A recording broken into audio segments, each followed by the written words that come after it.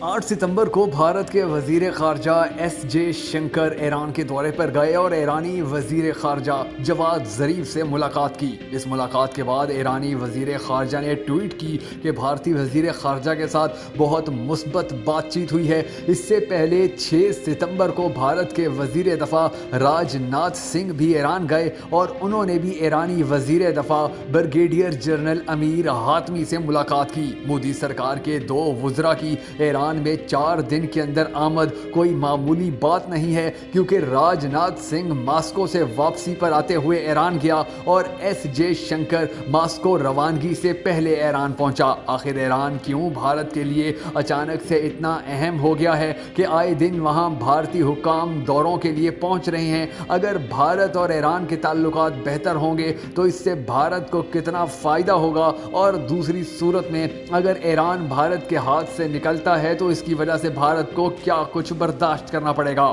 آج کی ویڈیو میں ہم آپ کو اسی حوالے سے چند ایسے حقائق بتائیں گے کہ جن کے بعد آپ کو یہ بات سمجھنے میں آسانی ہوگی کہ آخر بھارت اتنی بوکھلاہٹ اور اکیلے پن کا شکار کیسے ہو گیا کہ مجبوراً ایران جیسے پابندیوں میں جکڑے ہوئے ملک کی منت سماجت کرنے پر اتر آیا۔ مگر اس سے پہلے ہمارے وہ تمام معزز ناظرین جنہوں نے اب تک ہمارا یوٹیوب چینل سبسکرائب نہیں کیا، ضرور کر لیں اور بیل آئیکن پریس کرنا ہرگز مت بھولیے گا تاکہ آپ کو ہماری تمام ویڈیوز بر وقت موصول ہوتی رہیں۔ ناظرین، یہ تو آپ جانتے ہی ہیں کہ روس اس خطے میں امریکہ کے خلاف ایک اہم طاقت سمجھا جاتا ہے، اور دوسری طرف خطے میں چین، پاکستان، ترکی اور ایران بھی تقریباً ایک ہی صفحے پر ہیں۔ اوپر سے بھارت کو ایران کی طرف سے بھی زیادہ اچھی خبریں نہیں مل رہی۔ مثلاً ایران نے بھارت کو چابہار پروجیکٹ سے بھی علیحدہ کر دیا۔ اس کے علاوہ بھارت خطے کے ان ملکوں مثلاً سعودی عرب اور متحدہ عرب امارات کے قریب تر ہے کہ جو امریکہ کے اتحادی سمجھے جاتے ہیں۔ امریکہ، سعودی عرب اور بھارت نے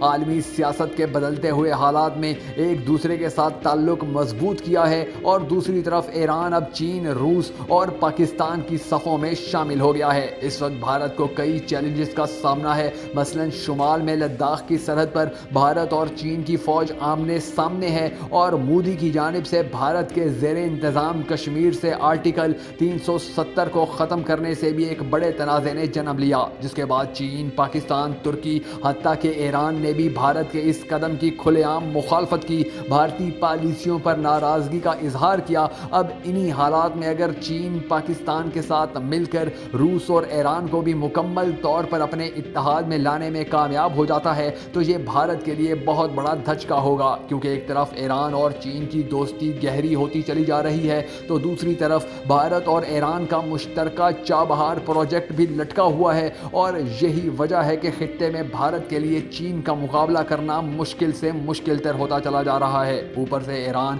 مشرق وسطیٰ میں ایک اہم کھلاڑی سمجھا جاتا ہے، اور یہاں بھارت کا اثر و رسوخ مستقل کم ہو رہا ہے۔ شاید یہی وجہ ہے کہ ایران نے چابہار سے بھارت کو علیحدہ کر کے چین کے ساتھ اسی پروجیکٹ کے حوالے سے اربوں ڈالر کی ڈیل کر دی، اور چین ایران دوستی کا صاف مطلب بھارت کی تباہی ہے۔ اس لیے بھارت کی اب دن رات یہی کوشش ہے کہ جیسے متحدہ عرب امارات بھارت اور امریکہ کی جھولی میں پکے ہوئے پھل کی طرح آ گرا اور صہیونیوں کے ساتھ معاہدے کرنے لگا، اسی طرح ایران کو بھی پاکستان، ترکی، چین اور روس سے توڑ کر اپنے ساتھ ملا لے، تاکہ آنے والے وقت میں اس کی سرحدیں استعمال کر کے پاکستان اور چین کو نقصان پہنچایا جا سکے۔ مگر انشاءاللہ اب ایران پاکستان اور چین کے بلاک کا ہی حصہ بنے گا، اور بہت جلد بھارت خطے میں مکمل طور پر اکیلا ہو جائے گا۔